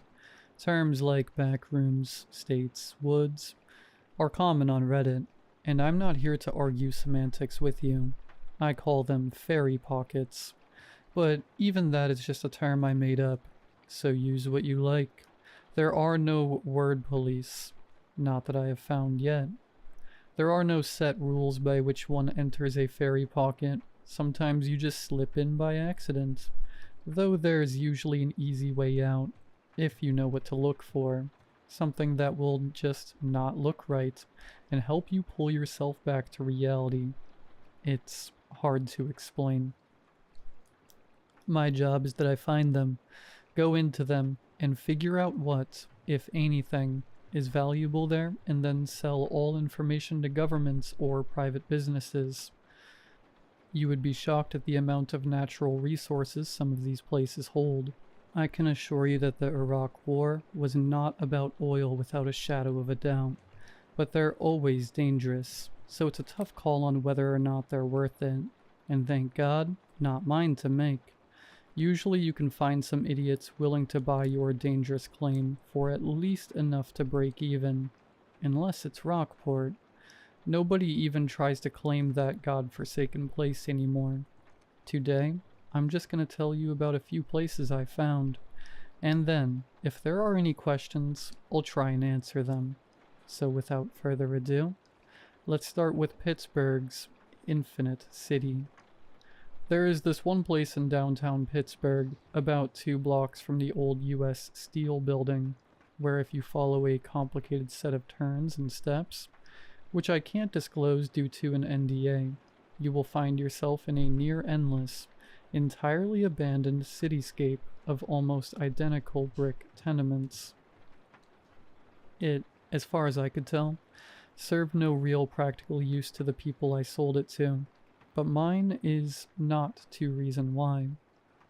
They paid well, and I don't question money on general principle. That said, the thing that struck me as most strange about this place wasn't how empty it was or who built it, being a total mystery. I always have assumed something built these places. No, the strangest part of this was that every single turn, or any other piece of writing I could find in this city, was written in what I eventually identified as a 14th century dialect of Polish. That's a nice and simple one, not really scary, though I confess, all those empty buildings did get eerie, but most of the things I find are like that. A little off-putting perhaps, but not anything special. And this memoir is dedicated more to my horrific experiences after all. They're the ones that make for good stories. Now, some places like that feel creepy, but are fine. Others, like what we'll talk about next, feel fine but are potentially dangerous. If you've ever taken a road trip through Kansas, you'll know how flat it is, but perhaps one or two of you, while driving, have thought you saw a mountain way off in the distance. You probably stopped and shook your head, maybe rubbed your eyes, and it was gone. Good, it doesn't exist, and it can't hurt you. Unless you drive exactly 4 miles over the speed limit for 20 minutes while staring at the mountain, then take a sharp left onto a dirt road between 2 cornfields, with a wooden sign on an archway over it. The sign may or may not say anything. That tends to change for some reason. The dirt farm road will soon turn into a paved highway, and you will be in Hanscom County. It's a nice place if you don't mind the smell of sulfur. It's a geothermal hotspot, and the entire place stinks of eggs. The locals are nice, hard-working folks who will give you the shirt off their back, and really are fine people. But take my advice and don't go to any of the churches in the county. They all have the same preacher who tells the same sermon every week, like a recording, and the people can get violent if you ever looked bored during it. Other than that, it's a great place to live, with property values that can't be beat, on account of the fact that I am fairly certain it's still 1973 there. A few hundred miles away, there's one place in the Midwest. Again, for legal reasons, I can't tell exactly how to find. What I can tell is that it's a small regional airport in a big-ish city. That's all I can say. The vending machines all sell products that aren't in business anymore, but I am not entirely sure if that's supernatural or just some strange gimmick on the part of the airport management. What is weird is that if you walk into one specific women's bathroom on a Tuesday, there will be an elevator at the far end of the room past the last sink. It takes you up through 99 floors, 98 of which are identical open-plan office space. You cannot see the skyscraper from outside the airport, and actually, some planes fly right through where it should be. Every floor is the same, laid out in long rows of desks with big box computers, and off-white landline phones with wood grain siding. Each station manned by workers dressed in business casual, talking on phones and generally doing what you'd expect from a call center. The only issue is that they are speaking exclusively in dead languages: Latin, Proto-Finnic, Occitan. I even heard some Akkadian when I was there. Honestly, it's the most well-managed office I've ever seen. Everyone works hard, and nothing ever goes majorly missing, which I suspect has something to do with the fact, as far as I could tell, there were no managers to screw things up. I went up to floor 99, but decided against floor 100. You see, 99 was a waiting room like you'd find at a doctor's office, and to access floor 100, you had to take the stairs. The sounds coming from up there cannot be described, and I do mean cannot. I have tried repeatedly, and it only leads to my having a seizure. Not wanting to repeat that, I will leave them to your imagination. A buddy of mine who is a priest suggested that I found purgatory, and perhaps he was right. I'm no theologian, so I'll leave that one to the church. There is an area in San Francisco where you can see what I think is Atlantis, where Alcatraz should be, but I haven't figured out how to get there yet. And there is a way to get to the moon from Houston without NASA being involved. But by far the weirdest fairy pocket I ever found was Mount Prince Nelson National Park in West Virginia. It's a beautiful place, by the way, wonderful hiking, and some absolutely stunning views of the mountains. But I don't recommend you take your kids. It's by far the most dangerous place I have ever been, and I lived in Chicago for 3 months. Long story, I was trying to figure out where all the damned clowns kept coming from, but I digress. Mount Prince Nelson is about 700 square miles, located within an area of West Virginia no larger than a Walmart parking lot, which coincidentally is how you get there. Follow the steps correctly, and where the main doors are, a stone arch will appear with an NPS ranger who charges you 42 cents as an entry fee, and hands you a waiver to sign in the reasonably likely event that you die in the park. There are miles and miles of roads, both paved and unpaved, and a core area around a lake that contains the majority of the tourist stuff. It's more or less safe on account of the National Park Service maintaining a round-the-clock watch on the perimeter. That would make the Marines look sloppy, and the flight of F-14 Eagle fighter jets flying 24/7. Hot laps around the area is a great comfort, but we weren't paid to be comfortable, and our bosses wanted us deeper in the park and off-trail. once you get outside of the patrolled area, like we were, things take a turn. Everything, and I do mean everything, wants to kill you. There are beetles, the size of cars, for starters. The cool parts, however, is the dinosaurs that roam free in the park. Side note, that whole "they can't see you if you don't move" thing is bull. Ask me how I know. It's a rainforest, so the backwoods camping isn't easy, because hacking your way off trail is a nightmare even without the venomous trees and psychic frogs. But I have to say, it really is beautiful. Puts Yellowstone to shame on a bad day, and that's saying it mildly. When I first went to Mount Prince Nelson, I was part of a team of specialists called in by the National Park Service to figure out why they kept getting paperwork from their employees there despite no knowledge of it existing. We spent about 6 months figuring out how to get in, and that's when things started to go badly wrong. Our team lead, an older guy named Donald, was the first to die. He had taken watch around our camp on the first nights after we left the safe zone, and some kind of big ape-looking thing came out of the woods and attacked. Beat poor Danny half to death before we were able to kill it, and he was dead by the time we got him back to a ranger station for a medevac.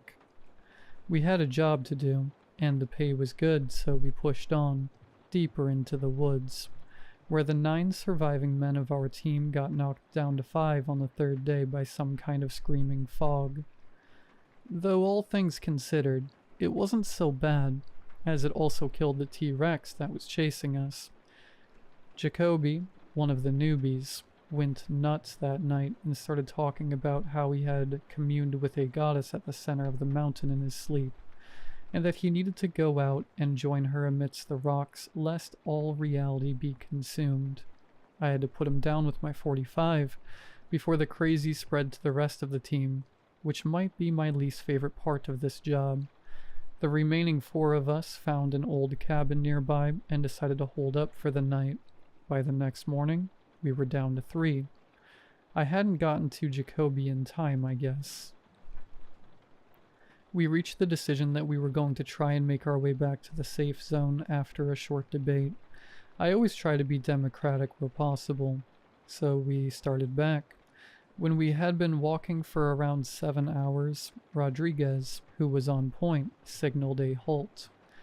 He said he thought he had heard a twig break about 100 yards to our right.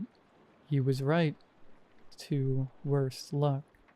If he hadn't stopped, maybe he wouldn't have been able to line up his shot. The arrow took Rodriguez in the chest, sending him to the ground. Me and O'Leary opened up with our weapons in the direction of the archer, but I don't think we hit him. Rodriguez would have survived had the arrow not been poisoned, but he was already turning green and bleeding from his eyes by the time I got the bandage over the wound. I gave him last rites by sticking a stake through his heart and zip-tying a cross to his right hand so he wouldn't come back as anything unnatural. Then the 2 of us left and set off again in the direction of home. O'Leary and I made it a long way that day without stopping, and ended up coming close enough to the safe zone that we were fairly confident in making it there the next day. I took first watch and chewed coffee grounds to stay awake, as I had no doubts that we were still being hunted. The attack came sometime around 0:30, when I got a feeling on the back of my neck that I was being watched. I have learned to listen to these feelings, and it's why I'm still alive. Diving for the ground, the arrow just narrowly missed me, slamming into a tree a few yards behind. O'Leary was awake now and scrambling for his rifle, while I fired blindly into the trees from cover. We were unlikely to make it back without getting rid of this hunter, so I signaled for him to cover me as I crawled away from our camp. It took about 10 minutes or so before I found his tracks.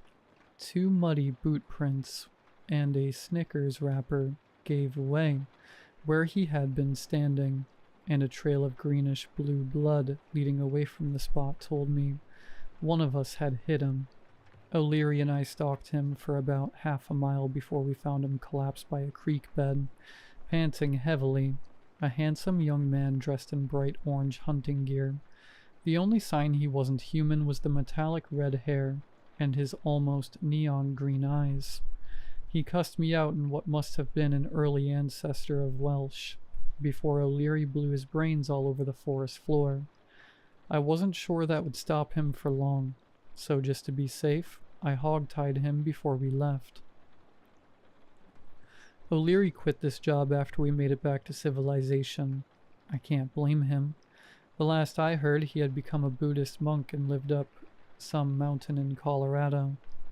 I just hoped it wasn't anywhere near Rockport. That is one pocket that even I won't go to. But the pay from the National Park Service was more than enough for me to retire on, had I wanted to. So there are certainly perks to this job. Why do I still do it? I would love to get philosophical, but frankly, I just like it. It tickles the part of the human spirit that first pushed man to sail across oceans or fly to the moon. And like those great explorers of the past, I'm not sure I could stop even if I wanted to. It has its hooks in me and won't let go. I have other stories, of course, might even post them later, but these were a few that stood out to me. I will try to answer any questions, but given the number of NDAs and ancient blood oaths I've had to sign over the years, I make no promises about how much I can deliver. That said, if this job sounds fun to you, or the money sounds like a great way to get rich quick, I really do not recommend you take it up. People like that don't tend to last long, and for the love of all that is holy, if you are in Colorado and see a sign for a town called Rockport, turn around.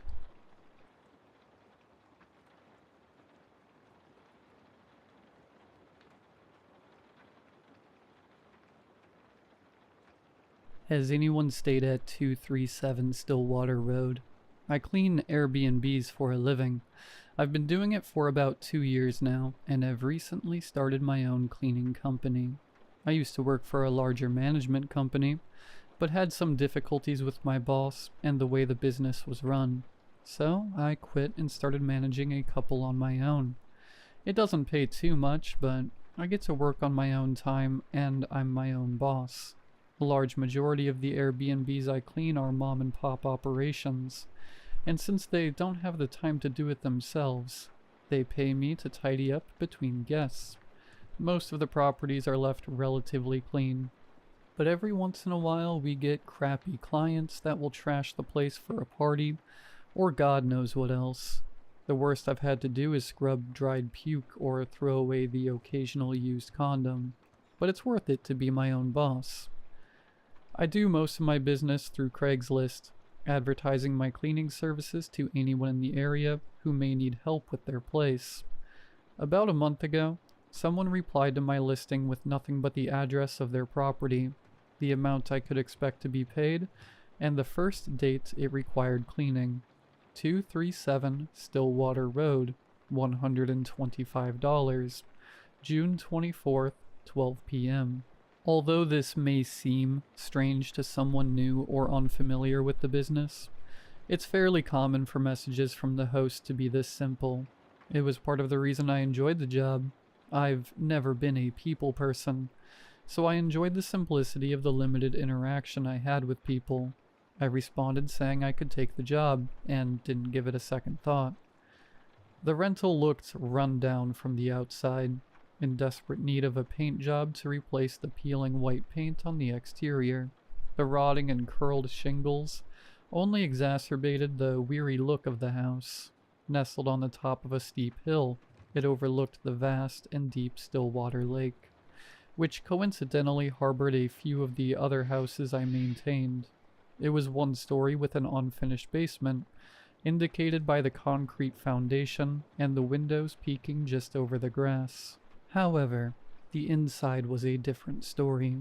The moment I stepped in, something felt off. Not wrong exactly, just too clean. Walking through the house, I found 2 fully furnished bedrooms, a kitchen, An attached garage converted into a game room, and a couple of doors I assumed led to closets. It was as if it had not been touched in weeks. I absently noted this as strange, as the listing said that the previous occupant had left no less than 2 hours ago. Walking through the house, not a single pillow or sheet in the bedrooms looked to be disturbed. No dishes sat in the sink waiting to be scrubbed. No crumbs or dirt dotted the carpet or stained wood floor. It's not uncommon for occupants to clean up the rental in order to avoid a large cleaning fee, but I'd never seen a rental this sterile. However, I pride myself on being thorough, and decided to replace the sheets as well as vacuum the floors just to be safe. Upon getting to the kitchen, I noticed a door in the corner I did not previously register. Stuck to the door was another detail I must have passed over on the initial walkthrough. A pinned note displayed a simple request written in neat handwriting. Replace salt in water softener.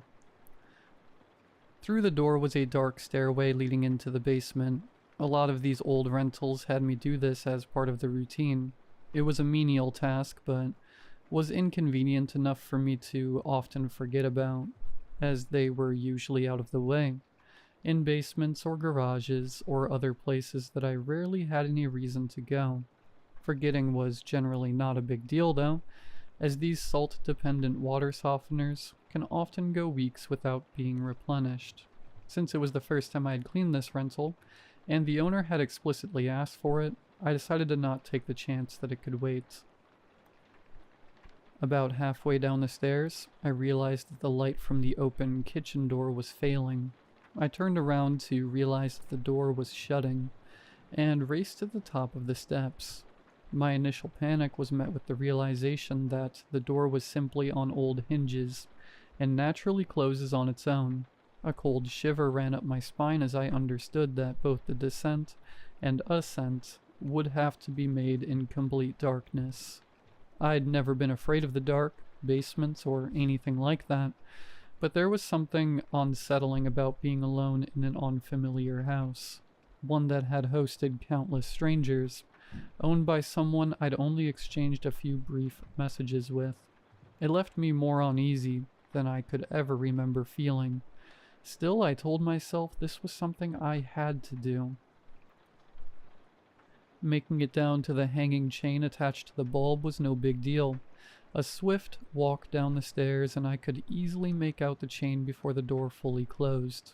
I'd bet that even a relaxed walk could allow me to pull it in time, but that was not something I had the nerve to test.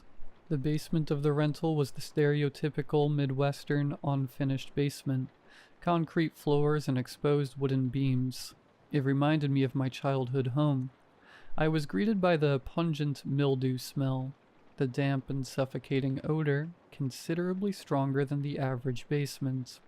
The singular light bulb swayed on its chain, casting strange, long shadows around the room.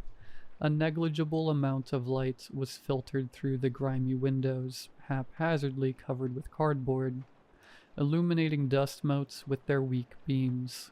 There was old junk lining the walls of most of the basement on shelves or in boxes, undoubtedly the source of the musty smell. The water softener was tucked into one of the four corners, nestled between the washer and dryer. The salt in the water softener was completely empty. Typically, it takes about a month or a 4-person family to go through the salt if it is fully filled. Either the salt hadn't been replaced in about a month, if it was full to begin with, or this rental somehow uses an almost impossible amount of water.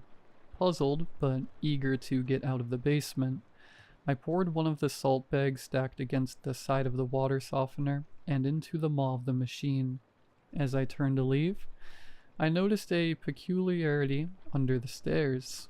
A circular dark spot resembling water damage was situated between the wooden supports holding up the flight.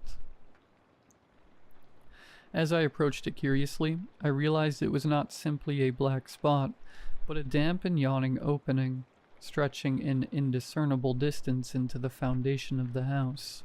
The jagged rim bore evidence of man-made tools, likely a primitive and homemade well due to the antiquity of the house. Whatever cavernous depths the well reached into was hidden from the light of the singular bulb. I grabbed a loose pebble from the crude concrete floor and dropped it into the mouth. I waited for the response, and received none.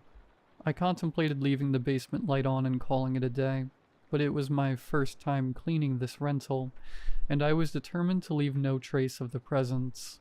Additionally, there was the possibility that the occupants would not find the lights and turn it off, and the thought of having to replace the burnt-out bulb in the complete darkness made my skin crawl. I took a deep breath and tugged the chain down, plunging myself into complete darkness. As I did so, the sound of the pebble echoed back, winding tortuously and intoxicatingly from the back throat of the well. I still have the scar from running up the stairs. I told myself I wouldn't sprint, but as soon as I yanked the cord of the bulb, a fear I haven't felt since childhood swept over me. My mind conjured forms in the darkness behind me, fangs and nails scraping the air furiously inches away from my calves as I launched myself up the stairs, their shape changing from every step. I yelped as my foot caught on one of the steps and as my knee connected with the stairs, radiating a sharp pain out from my kneecap. I scrambled to get myself up, wincing at the sharp pain, and clambered up the remaining steps. I half expected the door to be locked when I made it to the small landing at the crest of the stairs, and let out a relieved sigh as I collapsed through the doors into the kitchen.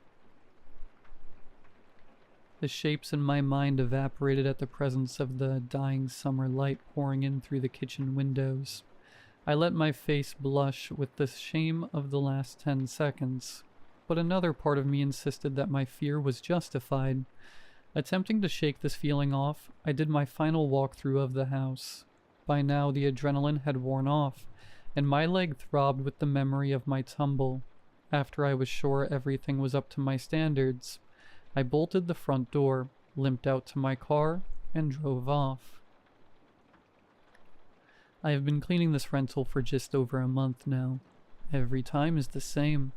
The house is immaculate when I arrive. There is a new note on the door to the basement, written in the same handwriting, but written on a different sticky note or with slight variations in the print. The water softener is always empty, and I always dump salt to the fill line. For each bag of salt I go through, a new bag replaces the one I have used up the next time I show up. I have now ceased cleaning the rest of the rental. I exclusively replace the salt and ponder over the well. The well has become a source of morbid fascination for me. Sometimes I stare into the fissure for what seems like hours, only to return from the trance and realize barely a minute has passed. I continue to drop pebbles, waiting in almost erotic anticipation for the distant echo. A single thing varies, though. I am more terrified of the basement each time I go. The shapes are closer. Sometimes I think I feel them brush my shirt or pant leg when I run up the stairs in the dark. Maybe I do. I've started to bring a flashlight on my daily trip into the basement, but this does little to reduce the thoughts in the back of my mind. I bring it regardless, as it's better than nothing. This notion of something else being in the room with me has started to follow me throughout the house. At first I felt it only when I was in the basement. Then I felt it in the kitchen. Now I feel it when I enter the house. I have cleaned it every day since the first day. Every night the owner will contact me with the address of the rental, the amount I can expect to be paid, tomorrow's date, and the time they expect me to clean it. I have never seen anyone staying there, nor any evidence of inhabitants within the house. But the house is always clean. I have never dusted, but no dust accumulates on the untouched furniture or shelves. No indentations on the couch where someone might have recently sat. The dishes are always in the same spot, none left out in the sink for me to clean. I have never even seen a car sitting in the driveway, or a light on while simply passing by. There is something off about the reviews of this rental online. It is almost as if they are AI generated. They follow a very formulaic structure, with many of them sharing many phrases like, feels like home, or we look forward to staying again. All of them are 5 stars, and not a single one says anything critical about the property. The incessant mystery has festered in me like a wound, bringing me to yesterday's events. I stood under the light bulb, its dangling chain in my right hand, my flashlight heavy in my left. I inhaled deeply, pulled my right hand down, and plunged the room into utter darkness. My clammy hands fumbled to find the button, illuminating the well upon its location. I cautiously approached the pit, angling my flashlight down its gullet. Though apparently graded for military use, the beam from the flashlight was swallowed eagerly by the pit's ebony gloom. I waited. In the lack of visual or auditory input, the brain tends to make its own stimulus, so when I saw a faint reflection at the edge of the flashlight's reach, I thought it was simply this phenomena in action. The reflection continued to expand, shimmering as it grew in intensity, so much so that I was almost convinced that the flashlight's reach had somehow been extended to whatever depths the water table lay at. The reflections grew in their intensity, and with a terrifying beauty I can't begin to describe, I realized that the light cast back wasn't of that of water, it was that of innumerable eyes. My blood ran cold, and I watched in detached horror as my flashlight tumbled into the inky darkness. Consciousness returned, after how long I am still not sure. I ran panicked through the darkness towards where I assumed the staircase was. I fumbled around and located the cool banister, using it to propel myself up the stairs.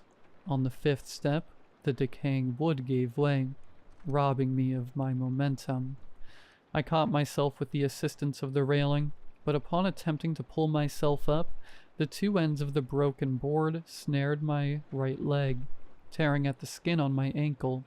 I tried to pull myself out of the stairs, which only served to push the splintered step further into my leg. Gritting my teeth and rotating my body, I felt for the cracked wood. My finger brushed a jagged edge, pain shooting up my arm as a splinter slid under my fingernail. A carrion, rotting smell suffocated me. I gagged. With my left leg and my remaining strength, I kicked a side of the board with panicked fervor. The first kick only served to drive the splintered wood further into my tender flesh. I was certain that this is how it would end. The second did the same, but I could feel the rotted wood giving way. Adrenaline surged, dulling the pain into something distant and unreal. On the third, the board snapped. I was free. I clumsily pulled myself along on my stomach. Reaching the crest, I fumbled for the doorknob and threw the door open. If God is merciful, then it will someday relieve me of the horrid sight that dying light illuminated. Scores of them line the staircase, their limp-like bodies twisting and convulsing in an attempt to escape the soft glow of the sun. Their skin spread thin and pale over their bony bodies, revealing twisted and purple varicose veins over their ape-like bodies. The horde clawed over each other, tearing flesh from their leprous bodies, and spilling their ichor in a deafening silence. They oozed and slithered down the stairwell, indeterminable in their numbers, but an amalgamation of claws, fangs, and atrophied wings. In places, skin bubbled and burst, emitting a foul and indescribable stench.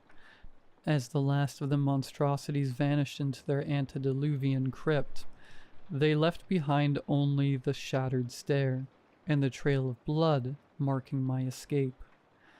Although I struggle to recall what followed, they say a good Samaritan found me, babbling, incoherent.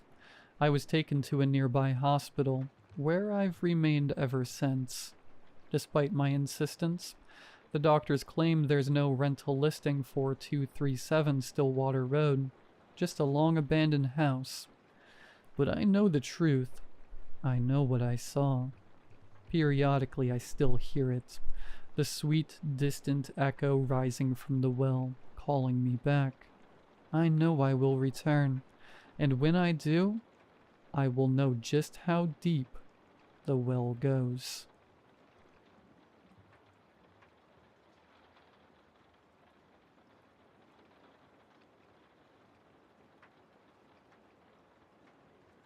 I moved into this house a week ago. Nothing special, just a one-bedroom with scuffed floors, peeling paint, and a draft that whispered through the cracks when the wind picked up. Rent was cheap and I didn't ask questions. I couldn't afford to. The first few days were fine, dusty, quiet, maybe too quiet. I slept like crap, but that wasn't new. I figured it was just the usual insomnia, or the leftover anxiety still chewing at my gut after months of couch hopping. But then something shifted. At first it was just a feeling, that subtle itch between your shoulder blades, like someone's watching you, but you're alone. I'd walk into the kitchen and feel eyes on my back, turn off the bathroom light and feel like I had to run to the bedroom. Silly stuff. Childhood fears. I told myself I was adjusting. But a few nights ago, something happened I can't explain. I was lying on the couch late at night, TV on mute. The only light in the room came from the screen and the bulb behind me in the hallway. I'd left it on without thinking. Something about the dark in this place felt too heavy. Out of the corner of my eye, I thought I saw something peeking around the edge of the hallway door. Two eyes, low to the ground, pale, wide, unblinking. They vanished the second I turned to look. Just gone. Like they'd never been there at all. I told myself it was a trick of the light. Maybe a reflection. Maybe I was just tired. But I couldn't shake the image. Those eyes, there was something off about them. Not wrong in an obvious way, just enough to make my stomach knot. They didn't blink, didn't shift, just stared like they were trying to memorize me. 3 nights ago, I tried to take a shower. I'd just stepped under the water, curtain only half drawn, because even then, something about closing it all the way made me uneasy. I wasn't thinking about that though. I was rinsing shampoo from my hair, eyes stinging. When I opened them, I saw a part of a face peeking through the edge of the curtain. Just a sliver, pale skin, a sharp cheekbone, half an eye, too wide and too still. It was just standing there watching me.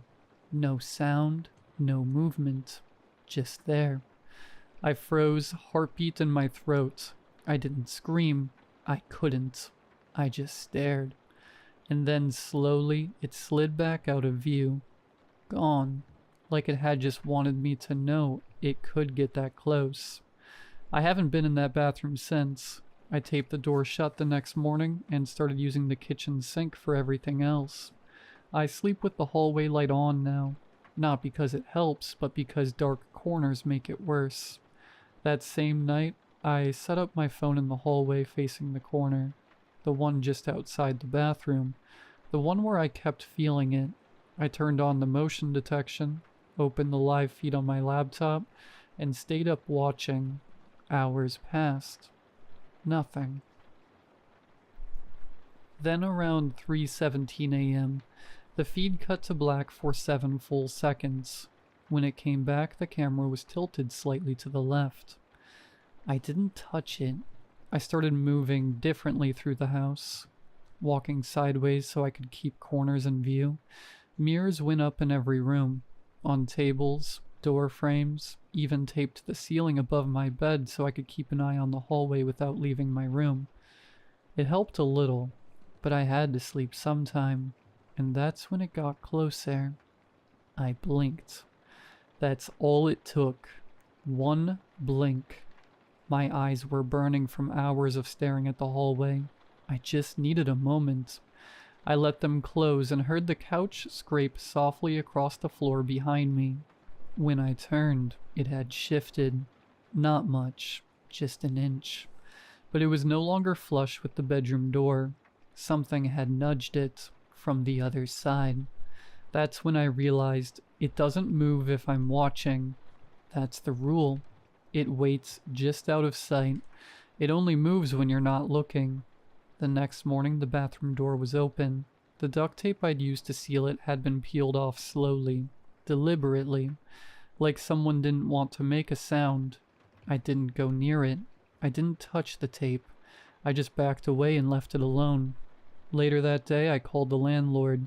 I tried to stay calm, asked if anything weird had happened in the house, if other tenants ever complained. He got quiet, then he said, "You're not the first one to ask about that." When I pushed for more, he said, "If you're smart, you'll find somewhere else." Then he hung up. He won't answer my calls now. Things aren't staying in the same place anymore. Not just furniture, walls. I know how that sounds, but I swear it's true. The hallway feels shorter now. I keep bumping into things I never used to. Shadows fall differently. Corners are tighter. I measured everything. The numbers say nothing's changed. But when I walk through the house now, it feels like it's watching me back. Or worse, like it's folding in around me. I've stopped looking at mirrors.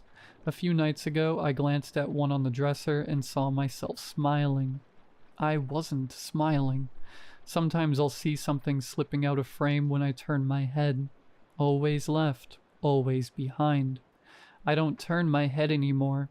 I just keep walking, keep watching. Because if I don't, it'll move. And if it moves, I think it can finally reach me. About an hour ago, I found the front door wide open. Not unlocked, not damaged, just open. And nothing in the house had moved. Nothing knocked over. Nothing taken.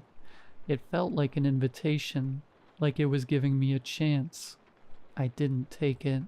Because here's the thing, I think that's the choice. Leave and it follows. Run and it stays close. But stay? Stay and it finally comes in. I'm writing this from bed. The camcorder screen is black. Not paused, not frozen, just off. I didn't turn it off. The hallway is quiet now. The light's still on, but it feels like it doesn't matter anymore. I haven't turned my head in over an hour.